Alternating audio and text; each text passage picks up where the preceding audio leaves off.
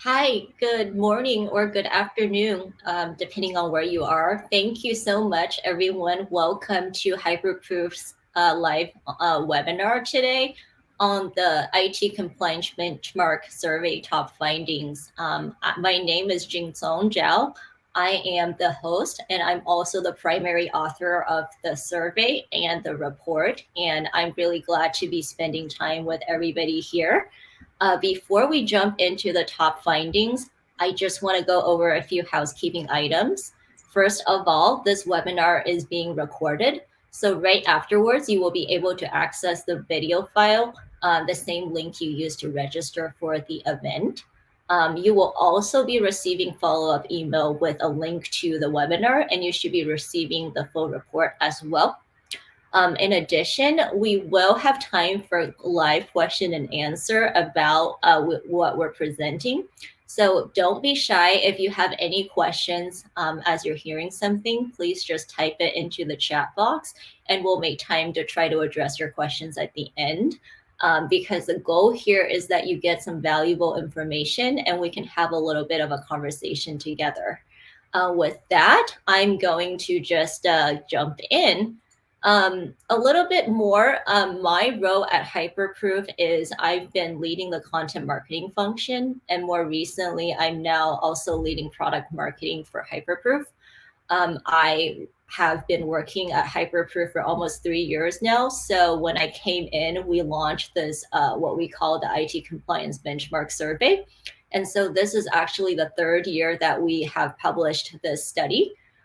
So we will be sharing with you some kind of trends and key changes we've seen year over year this time. But I really could not have designed this kind of survey without input and support from Aaron Posen here, who is our other speaker. He has a lot of experience and expertise in security and compliance. He's been in this space for a long time. And so he actually was a pretty important consultant on the designing the survey as well. Thanks, everybody. And I want to say welcome to Aaron and let him introduce himself. Thank you, JC. That was a very complimentary introduction. I do appreciate it. Aaron Poulsen, I've been with Hyperproof since July of last year and have worked for a while in the security, compliance, and risk space. And it was really, this has been my first experience with these types of surveys from the issuing side. And it was, I learned a lot from JC.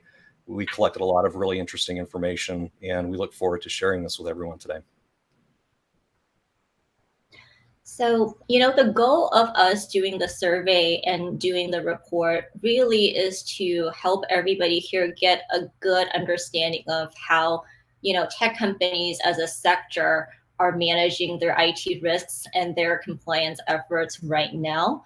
So hopefully today you're going to be hearing some benchmarks and interesting findings from you where they're going to resonate with you, and you can take some of these findings if you want to, build a case and get more support and resources to strengthen your own security assurance program in your organization. So what I'm going to cover today and discuss with Aaron, there's kind of 4 parts. One is just the lay of the land. We'll tell you guys how we designed the survey and who is in the audience that responded. Then we'll start with the bad, right? Which are the top issues and challenges these survey respondents, the security compliance professionals are facing right now, what they're struggling with. Then we'll move on to the good, which is what organizations are actually doing or trying to do well to stay compliant and mitigate IT risks. And then finally, we'll move on to the best, right? We did find that there are certain cohort of organizations, they are actually pretty significantly better at getting better security outcomes and getting more efficient outcomes compared to the rest of the people in the survey. And we'll share what those leading organizations are doing better and differently. And then we'll also have time for live Q&A. So let's talk about the survey methodology. This is a pretty comprehensive survey. It's got 65 questions, and all the questions are focused around understanding companies' IT risk management and compliance operations. there are four buckets of questions we asked. The first bucket was around how companies are just approaching things overall, and getting some background on these companies and these people's roles. The second was around organizations' level of resources, staff, and budget, and kind of different services they outsource around these processes. And then the third was getting really nitty gritty into the processes and procedures companies have when it comes to both just IT risk management overall, third party risk management, as well as trying to pass audits and become, and just doing their compliance projects. And last but not least, we really try to understand what different tools people are using to, cover all parts of their processes and their plans for evaluating new tools. You can actually find the full report and download it for yourself on our website at this URL.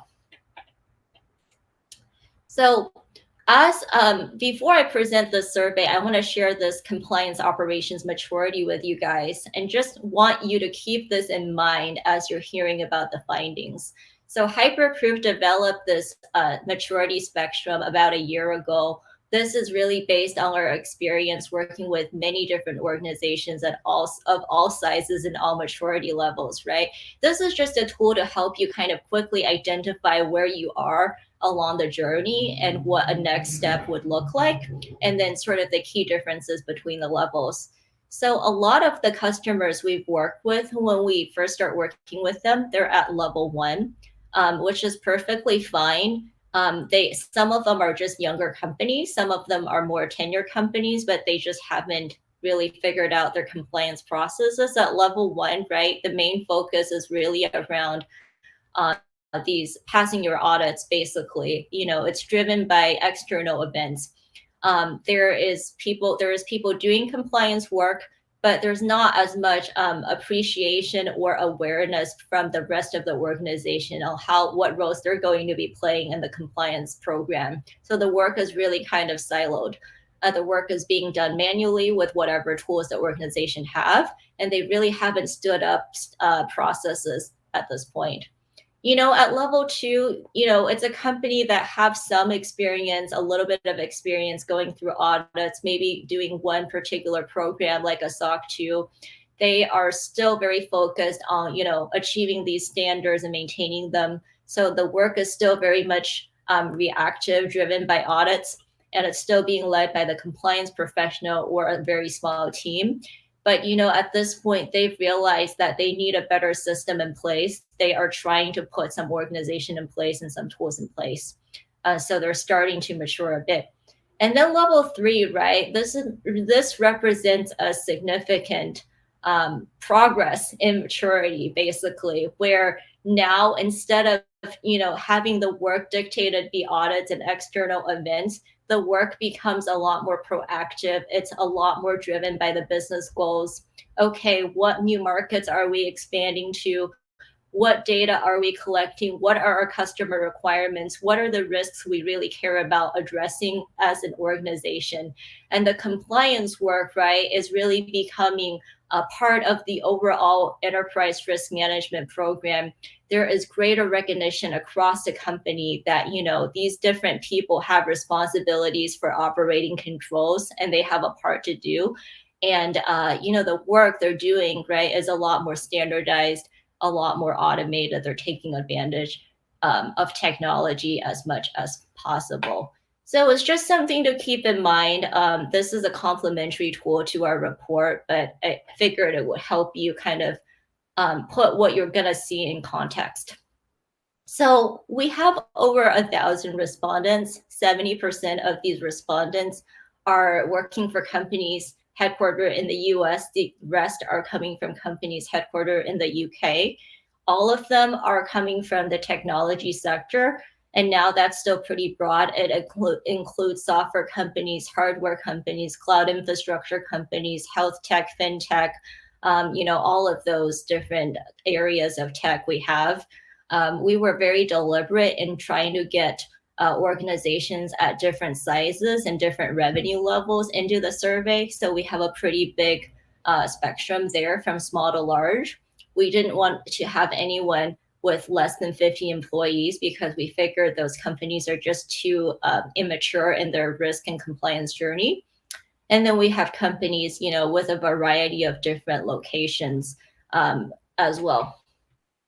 Um, it was important for the survey results to be really relevant that we talk directly to people who are extremely knowledgeable and are directly making decisions regarding how cyber IT risks are managed within those companies. As you can see here, almost everybody here is directly involved in decisions making, and almost everybody else is also really, really knowledgeable.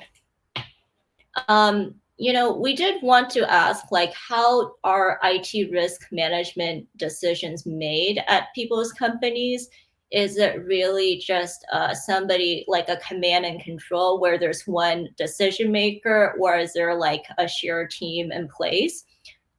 This is really kind of strange to us, to be honest, that 80% of them said they are the sole decision maker. We're not really sure this is quite the reality here. Because cyber risk decisions are really, they affect a lot of people. They affect an organization's financial picture. So it's not something where we would recommend having just one decision maker. Having said that, it could be that these people are just the ones, they're the primary decision maker. They feel like they put more time and effort and care into all of this than anybody else in their organization.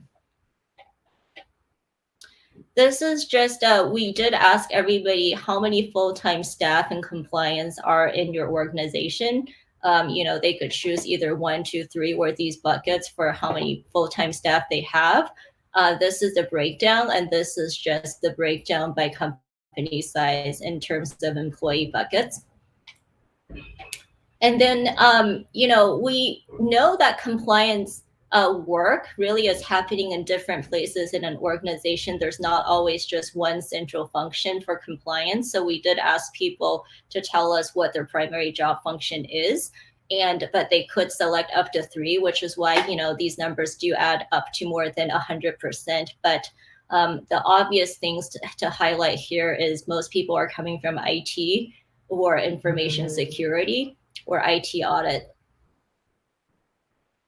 As you can see here, we deliberately chose to just survey people who have a lot of work experience and direct sort of authority to make decisions in their organizations. The lowest job type level we have in the survey is a manager level person, but we actually have 40% or more of these people are C-level people. So that concludes our survey methodology. Now let's move on to our key findings and some of the more interesting stuff. Okay, let's start with the bad. So, we do need to understand like what issues and risks are top of mind for the survey respondents. And we understand, right, there's a lot of different types of risks organizations are dealing with, and maybe a lot of them they are either tracking and actively managing. So in the survey, we actually presented a list of 19 different risks, not just the 5 that you are seeing on the left hand of your screen, but there are some other ones like import-export risk, economic risk, financial credit risk, labor standards, human trafficking, environmental, corporate social responsibility, etc. But what we found clearly is in terms of what organizations are tracking most, it is really cybersecurity, and then followed very closely by privacy. And those other risks we just cited are not nearly as highly tracked. So that means it's just not where organizations are focusing on today. We also ask people, what things are keeping you up at night? What's making your job more stressful? And we gave them, I think, 7 or 8 different answers. The ones you see here were selected most often as the most critical job stressors, basically. But then there were other things like keeping up with technology, dealing with bad behavior from their leadership team, having to address and report on their risks to the board. those things did not fall to the top, but the ones that fall to the top, again, was cybersecurity, data privacy, and identifying and managing risk from their third parties. Now these results did not surprise us, and they don't surprise you either, probably because all of us, right, are kind of dealing with a lot in our work environments. We're dealing with cyber attackers who are evolving what they're doing.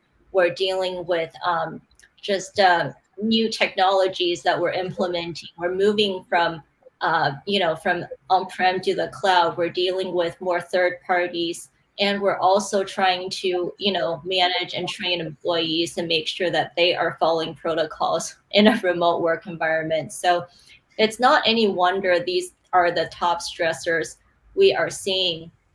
But something we do want to call out for you, which is not on the slide, is knowing what risks people think they're not tracking and don't think they need to track. One of the interesting things is we saw 27% of organizations said they don't need to be tracking supply chain risks. That was really surprising to us, just given how prevalent supply chain cyber attacks are, how much supply chain disruptions have just impacted all of us in general. We found that to be kind of surprising in a negative direction. Aaron, do you have any thoughts on the data here, and how does this sit with you? First of all, to your point, JC, none of the responses here really surprised me. Those top five on the left, that's kind of what I would expect to see in the survey. The supply chain risks I would expect to grow over the upcoming year and increase.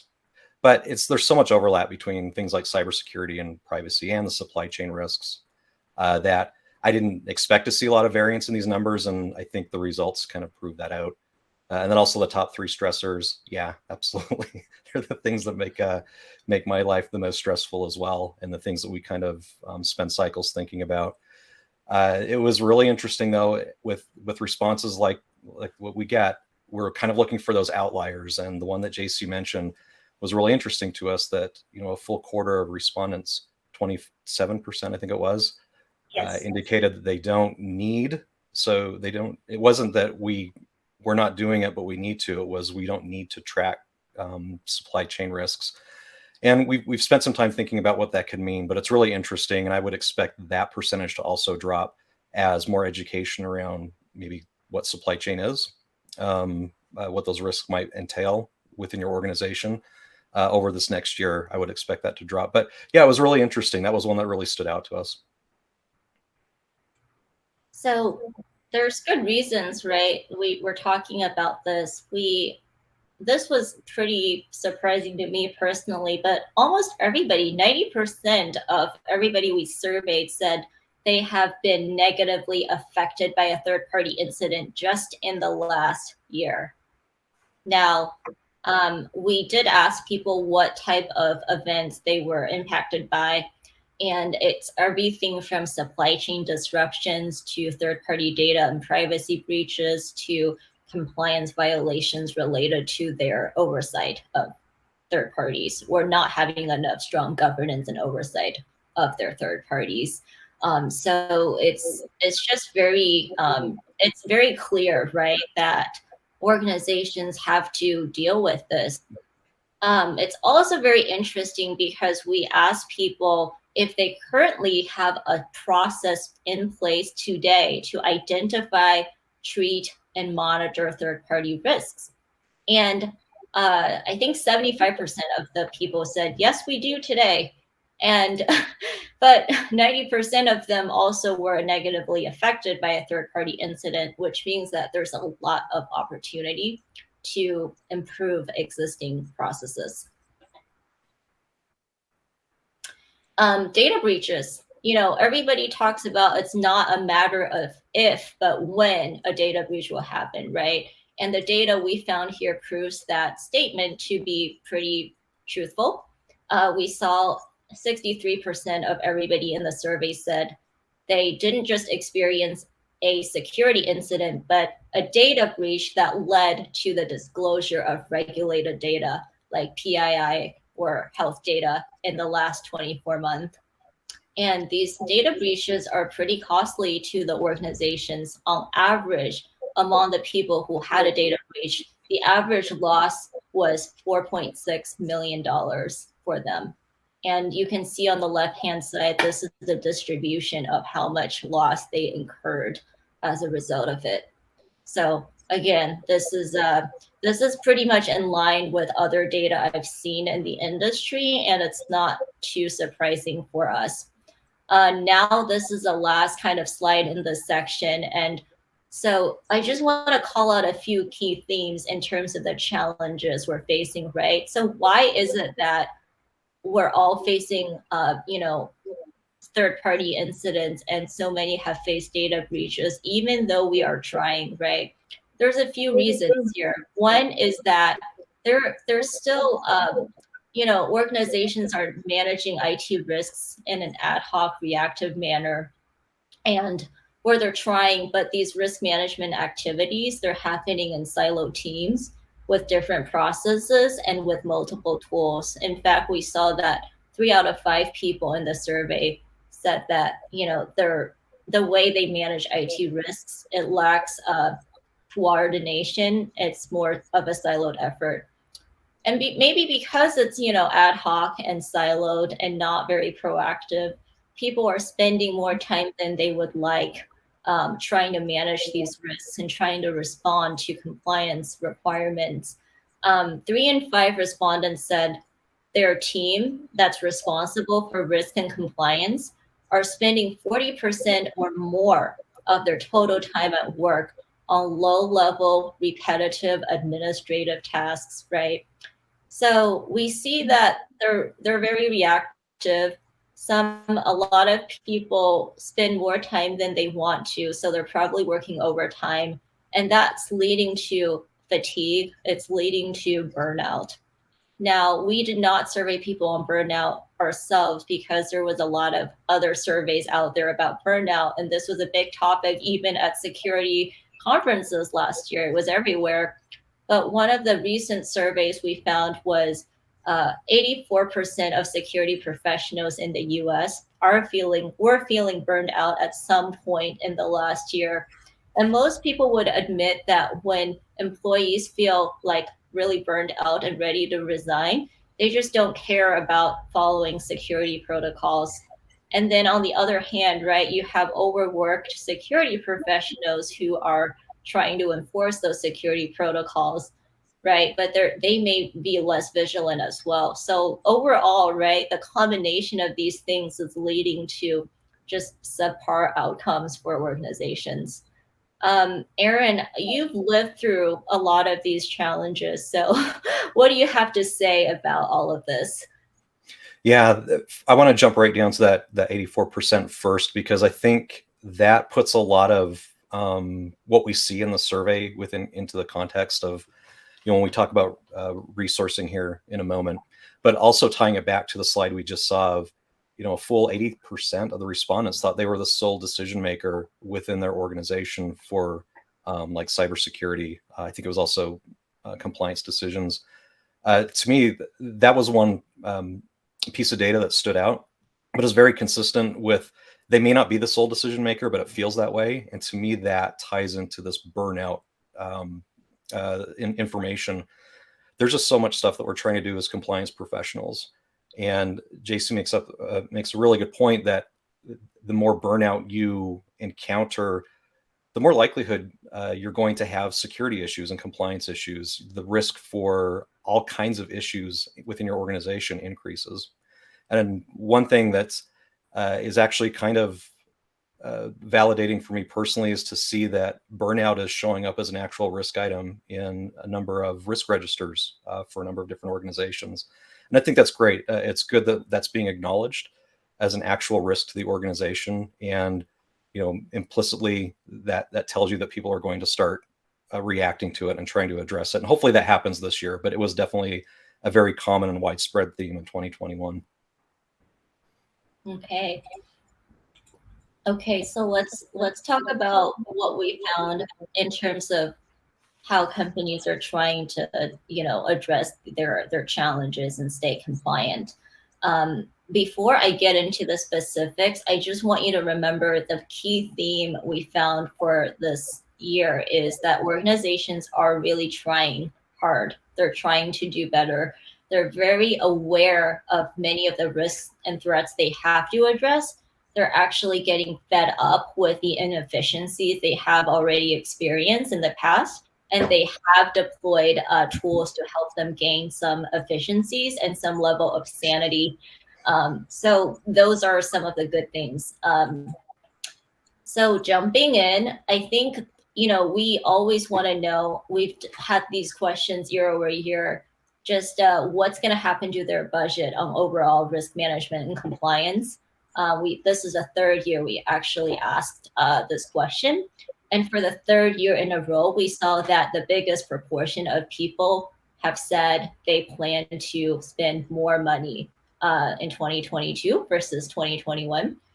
And so that is makes a lot of sense based on what's everything that's happening. We did look at this 23% number and wonder and ask ourselves, well, what's causing these people to spend less money when they're still dealing with, if not an increasing amount of requirements, at least the same amount of requirements. Requirements are never going down basically as you grow as an organization, right? So, what could be going on with this group of 23%? I think there's a few things that could be going on. Number one is, some larger organizations, they've had different teams with different tools. They could be trying to rationalize and consolidate the use of their tools and moving from many to just one enterprise tool. That would save money. They could have purchased software to help them manage the risk and compliance efforts in previous year, and now they're saying, hey, we're gonna really get the most use out of it this year, and so we should be able to see the cost of outsourcing going down. They could also be moving some of their on-prem workloads and systems into the cloud, which could lead to cost savings as well here. And now, we saw that 90% of companies had faced negative third-party incidents last year. So it's not any surprise to us that over half of the companies are saying they're going to expand their third-party risk management program this year. And almost you can see nobody is saying they're going to reduce their spend or overall dedication. So, we have to understand like what's really motivating the companies to increase their compliance budget. And we had some hypotheses, and we wanted to see like relative to these factors what's more important. So we gave them 7 things that are key factors, and we asked them to stack rank them. So what you see here are the things people ranked first, right? The first thing to call out is there's very little variance actually in the top 5 responses. But overall, right, there's 2 things that stand out to me. Which is very good. One is like the reason they're increasing their compliance budget is because companies are really getting a deeper understanding of their risks and their own business. Are we growing in our data footprint? Are we growing in our use of third parties and our cloud footprint? What are our customers asking for? Do we need to provide them with better assurance than what we've done in the past? Those are the things that are really factored in. And this is really good to see because, this is in contrast to like 5, 10 years ago when compliance was really just a specialist domain. It was just about adhering to regulations. This is really showing that companies are thinking, taking an inside out approach.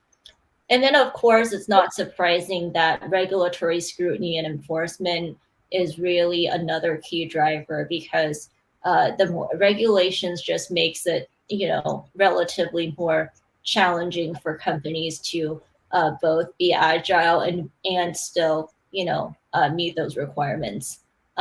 Aaron, do you have any I'm actually really curious. Have you used any of these factors or other ones that aren't listed here to kind of make your case when you wanted to get more resources for compliance?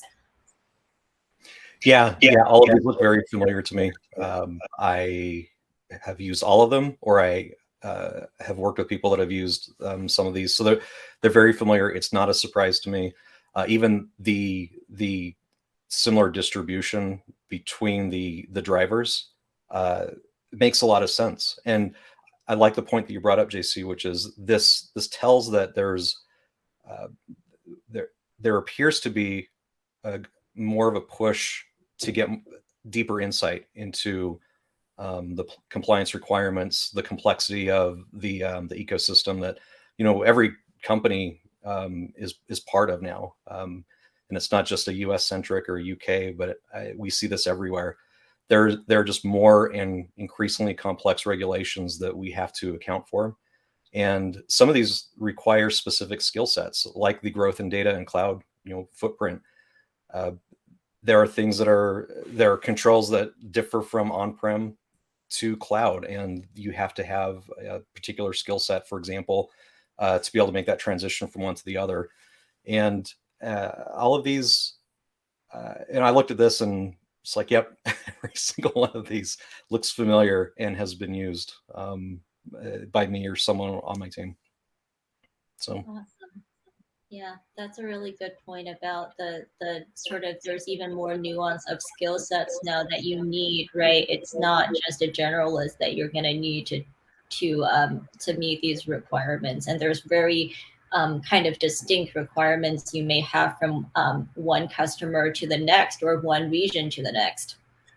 Yeah, that's a good point, JC. And one other point I'd like to make is going back to that burnout percentage. It might seem like, well, we need to increase our budget because we're getting burnout, but these are sort of the underlying reasons why that burnout is happening. Is sometimes we're leveraging the same resources, the same people, the same teams, the same controls to try to meet all of these kind of the evolution of, I mentioned ecosystem, the evolution of the ecosystem that we're in. And so I think all of these pretty much encapsulate what contributes to that burnout and are valid reasons for asking for more budget and more resources. Thanks for that. Not going to talk about this, but again, this is just the current state of how many full-time compliance personnel exist within the survey respondent organizations. I just wanted to show this for context so that we could, you can have that in mind for the next slide, which is around, what's the growth trajectory of their compliance team in the next couple of years. Again, this is not surprising that organizations do want to grow their compliance teams, given all the requirements and complexity they have to navigate. You can actually see kind of more segmented breakdown if you get the full report. And so, okay, let's get into some of the more operational stuff now. When we were designing the survey, Aaron and I discussed and identified a set of key activities that are important for organizations to do if they want to have a really robust and mature risk management program and processes.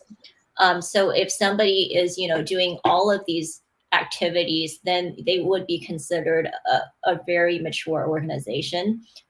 So the types of activities, right, that really matter, they shouldn't surprise the audience here on the call, but it includes things like conducting risk assessments on a regular basis, but also, right, being agile and recognizing when your circumstances, when the threat vectors have changed, and conducting risk assessments outside of those schedules whenever major changes occur.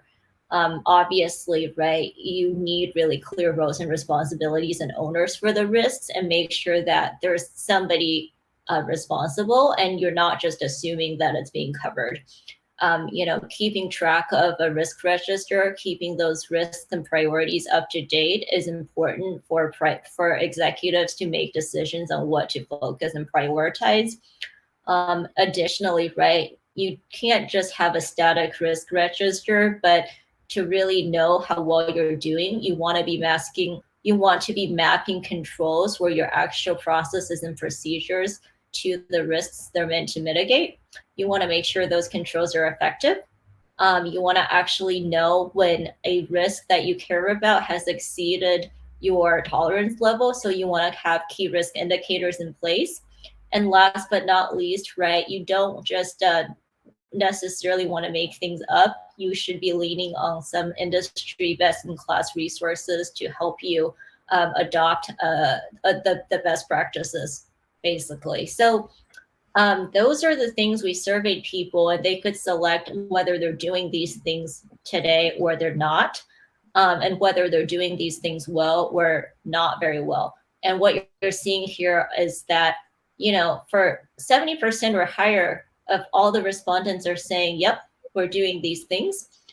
So very clearly, there's a lot that organizations are at least trying to do in managing their risks. And there's not even a lot of variances, right, between these different activities, which again shows it's a good sign that there's good risk awareness, and there's also some level of having operationalized these things. Aaron, any thoughts here? I think that was really good coverage, JC. I was expecting something to really jump out, but you made the point that it's fairly consistent amongst all these activities, which to me tells a very positive story of how organizations are maintaining their risk programs. So this was very interesting in the positive side of things that we got from the respondents. Yeah. And to continue the positives, we did actually see, organizations are becoming proactive, and they're moving into this more proactive approach in managing risks and meeting compliance obligations. So everybody who has more than one physical location, it deals with this, right? We all know in the US especially, there's a ton of regional or state by state variances in privacy and security regulations. So we wanted to know how the organizations are dealing with these variances regionally. And they could choose from three options. The first option is what is actually presented here, which is they are using a common controls framework to organize all of their security and risk management programs. So they're basically have one set of controls. They're aggregated and rationalized from different frameworks, and they are mapped to these different laws, right? That's how they maintain compliance. That is 57%. That's the biggest cohort, which is really, really good to see. And then the second biggest cohort were people who said, okay, we identify of all of our regions where we operate the most stringent law in place. Like, for instance, it might be GDPR on the privacy side. And we align all of our activities and our program to meet the most stringent law in place. And that's a decent approach as well. And then the only 5% said, oh, we just deal with regulations one off as they are passed. So organizations overall are really proactive, and they are actually quite good at adopting these best in class industry control frameworks and risk management frameworks as well. We actually asked them, hey, are you using any of these particular frameworks to align your program to? And we saw that there are three that are actually quite popular. It's CIS, it's NIST, and it's the ISACA IT risk management framework. JC, can I just make a quick point there? Yes, please. This is probably my favorite number. It's 57%, and I was very happy to see this just personally, because what this tells me is that organizations, almost 57% of the organizations, aren't just looking at like their next audit, for example. They aren't just looking for a specific set of controls to get them their SOC 2 or their ISO. They're actually going out and grabbing a common controls framework, wherever that may be, because that allows them really to scale beyond what they need this year. It's more forward thinking, and it's probably the better way to do it, honestly, is you don't want to be constrained by a specific program. You want to implement controls that are specific to your organization, tailored to your organization, and really gives you that opportunity to scale up as more and more programs become applicable to you as your businesses grow. Yeah, that's a really good point. For sure. Yes. Um, I think the other thing we saw in the same vein is, we know that organizations are actually mitigating, they're trying to mitigate the risks, because and there's a real level of due diligence or monitoring that's happening with their controls. So we asked people, how would you describe the testing of controls within your organization around security and compliance? And the idea here was, okay, we assumed that some people are only going to test controls needed for the next audit because that's what they care about the most, and or they don't have time to test all the controls. We assumed there would be a group that would test the some controls, and those they test would be based on the risk kind of severity or impact level, and then some may be testing all of their controls. Frankly, we didn't expect this top bar, the ones that test all controls, to be as high as it is. This was really surprising. I mean, that's really great if this is actually accurate and there's not a sort of inflation going on. But this really implies, right, like there has to be some sort of tool, dedicated tools that's allowing people to make their testing more efficient, or maybe even automated, for this to even be possible. But overall, it's really nice to see that there is great awareness that you want to test your controls because they're meant to mitigate your risks. They're not just it's not just to please your auditor. And again, right, this is a similar question, but obviously everybody has to collect and make sure they have valid evidence that they're submitting for external audits. So of course, you have to collect evidence for external audits. But what we wanted to really understand is if people are collecting evidence beyond just for external audits because they care, right, about the effectiveness of their controls, or if they're actually, taking a bit of a continuous approach to collecting evidence so that they don't have to kind of do a lot of, last minute sprints to prepare for their audits. So what we found is very positive as a trend directionally. We saw that almost half of the people, they collect evidence for both internal and external audits on a regular basis.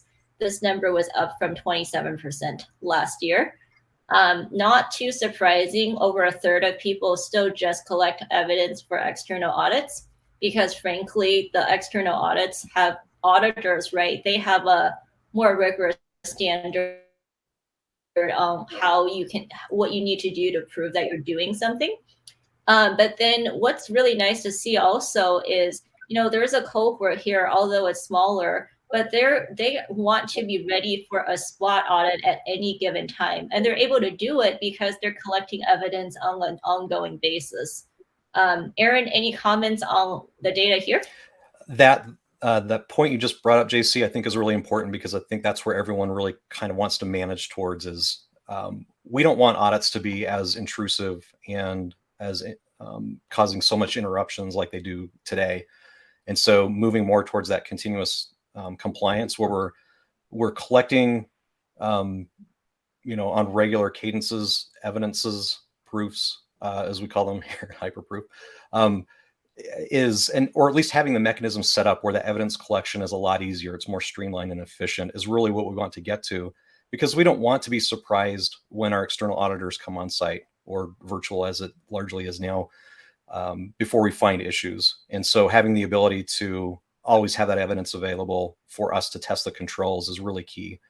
Other than that, as far as the other numbers, it was good to see the 48% in the increase from last year. Yeah, I think so too.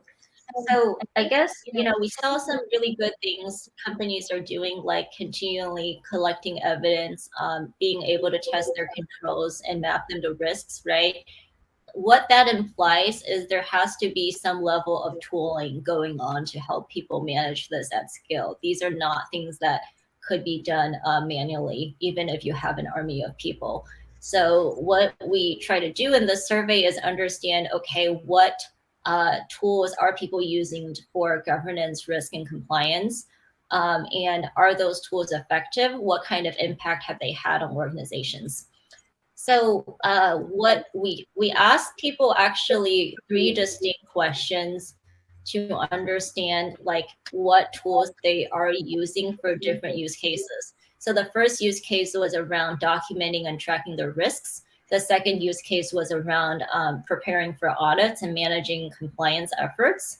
The third use case was around vendor risk management. And for each of these questions, we listed a bunch of different types of tools and asked them which ones they have.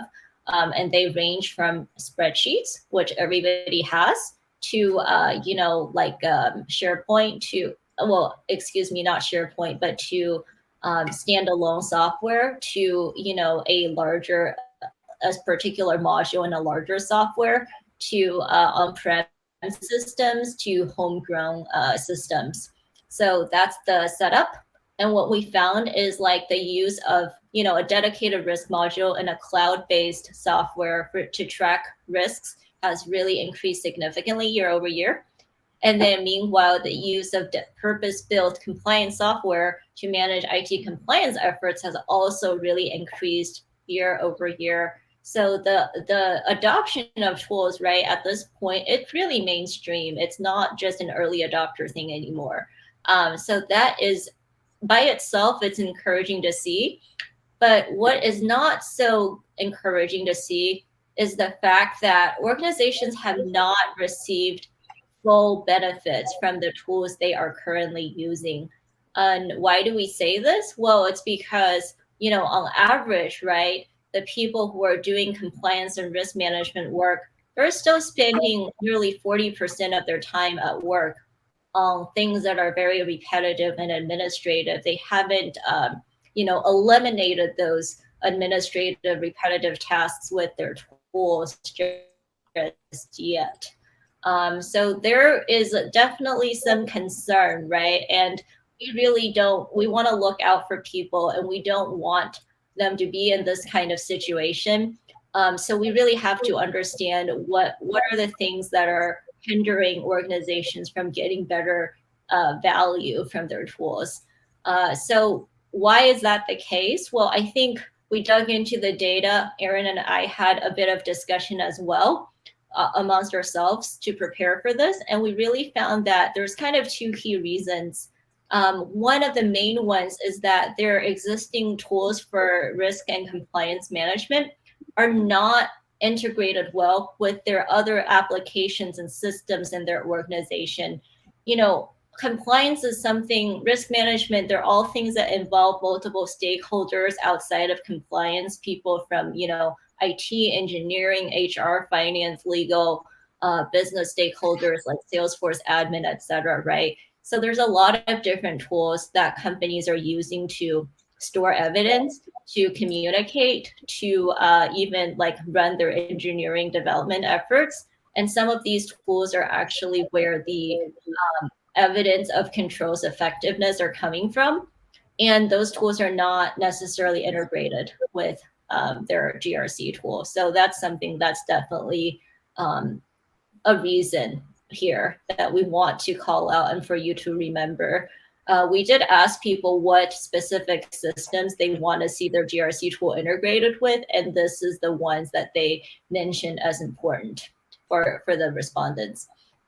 And the other thing is, this is with GRC tools and many other tools, right, is that you have to internally know where you're going, what your strategy is, who's going to be involved, what processes, how are things going to work, right? And before you really implement it in the tool, because the tool is going to enforce the processes that you want. But however, we saw that actually 58% of all the companies in the survey are in these two buckets, where they either have risks managed in silo departments with silo processes and different tools, or in a very ad hoc manner. So, if they're using different tools, right, the organization is not able to get a holistic or comprehensive view of all of their risks, of where their problem areas lie. And that's why, they're not able to make as much progress as they want. Aaron, I'm going to ask you, as somebody who has used multiple GRC tools and purchased some, what's important to you? What should people look out for? Probably the most important thing, at least from my point of view, with a GRC tool is how easy is it to onboard and implement. Because even if you have all of the functionality there, the tools are still just a tool. And simply buying something, getting your login credentials and hitting start doesn't really do anything. There's a lot of work that goes around making your GRC tool effective within your organization. It doesn't surprise me, all of the items on the left-hand side as far as integration. That's another point with the tool. The more integration points your tool has with the technologies that you use within your company, the better. Obviously, it gives you more visibility within what you do operationally. But it's not an easy problem we're solving for. And so the faster you can get up to speed with the tool, just to make even small improvements. So even if your tool says it can do all of these things, but in reality, you use it just to send out reminders, for example, for people to upload evidence or review controls.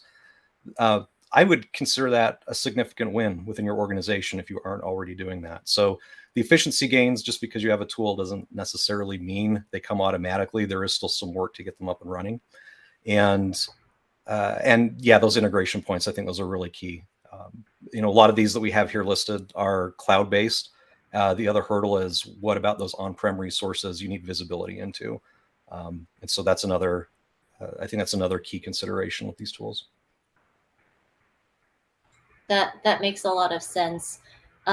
So we're gonna talk about like a different view of a different piece, basically, of what we found.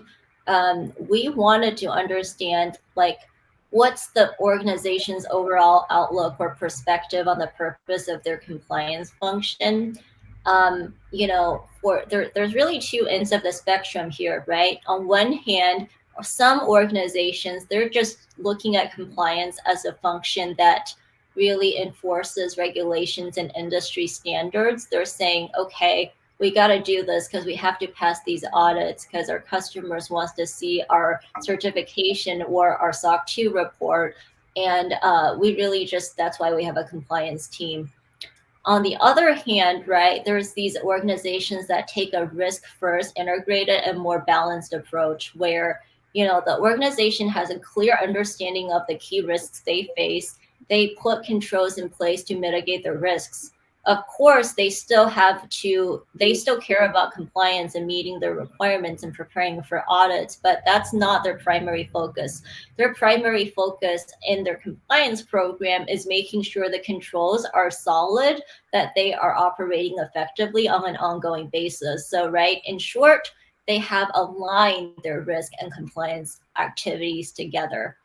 And then, of course, you have some organizations that are kind of in the middle where they understand that having a strong compliance program helps them mitigate risks, but they haven't made that full transition. So for them, risk management and compliance activities are still typically conducted in silos in response to separate events. So most people here are the middle of the road. Then the second bucket, they're very compliance focused. And then this very small group here, they're integrated.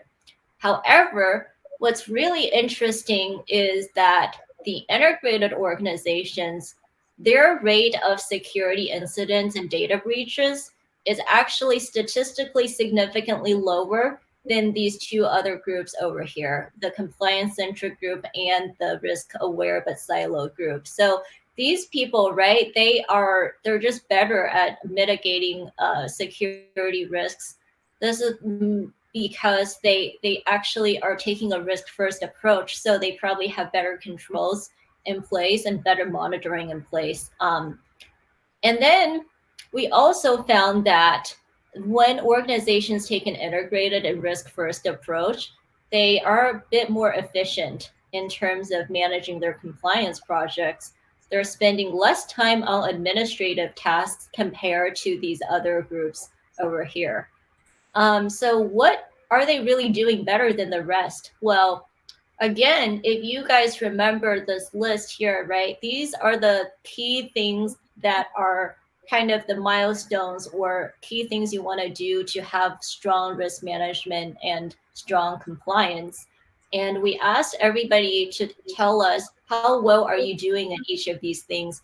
Is this activity, the way you're doing it, meeting company objectives or not meeting company objectives?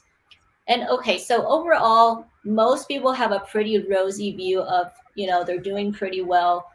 However, right, there are still some big differences we can see between the compliance centric group versus the integrated risk centric group or the aligned group. The integrated people, that cohort, they're much better at identifying the right controls for risk mitigation. They're actually better at flagging exceptions, reviewing controls, and remediating the gaps they have. And then, last but not least, they are also more likely to have some sort of automated monitoring and control testing system in place. So they're able to catch issues earlier and address them before they turn into more serious issues. Um, Aaron, I wanted to get your take on the key things here. If you have anything else to add based on like your experience.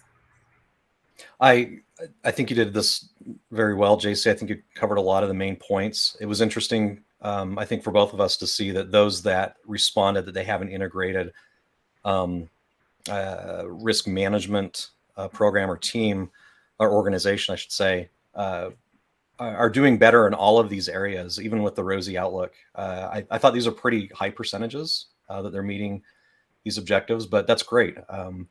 The next step would be now prove it. If you feel like you're meeting company objectives around identity and access, I think is what it was. Oh no, assessing. Sorry, I've been not wanting to put my glasses on. Identify and assess. So that may be rosy, but if they can back that up with, look, this is how we do our processes. Here's the evidence. Then that's fantastic. Great. That wraps up our findings, and we are just, we know it's a lot, but and you're not going to remember everything, but that's really okay. There's just a few kind of last clothing thoughts or things we want to share with you. The first one is, I think no matter where you are, that is okay, right? It's okay if you're not where you want to be. The key thing is to identify where you want stronger capabilities, where you're really weak but need to address, and just start to make iterative improvements. This is a journey. There's really not an end. That's one thing. The second one is we know that many of you and many of our respondents are dealing with just more and more complexity when it comes to meeting compliance requirements, and there's more risks. So if you're still using ad hoc tools at this point, know that it's going to become really difficult going forward to scale, because there's just no way you can keep track of everything when you have multiple standards, requirements, customer questionnaires, all of that to respond to. You're going to need a dedicated tool to help you organize everything and keep track of everything, and to collaborate with the people you need to without bumping into those frictions by going back and forth across different systems. And then I'm going to let you, Aaron, touch on the next two. Yeah, thanks, JC. Just to kind of wrap this up, I think those are really good points to bring up. It is really difficult to not manage your compliance programs, your risk programs, your security programs without tools that are specific to helping you achieve those goals. You don't want to spend a lot of time managing the tools, which we talk a lot about spreadsheets, but one of the drawbacks of spreadsheets is you spend so much time managing the spreadsheet that it's taking time away from managing your compliance programs. And just just get started. To JC's point, it's a journey.